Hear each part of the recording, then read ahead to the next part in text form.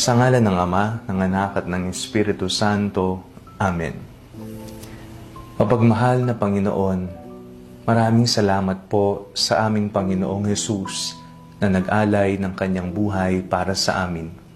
Kami na hindi karapat-dapat iligtas, kami na hindi karapat-dapat kaawaan, kami na hindi karapat-dapat mahalin, ay minarapat niyang iligtas, tubusin, mahalin at kaawaan. Nagpapasalamat po kami sa Kanya sapagkat sa Kanyang kamatayan, sumibol ang panibagong pag-asa, panibagong buhay sa isang makasalanang mundo.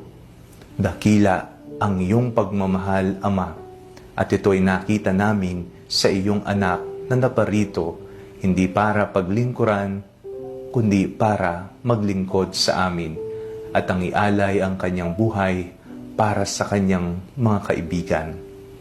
Dakila ka, Panginoon, sambahin ang ngalan mo, magpakailanman. Amen.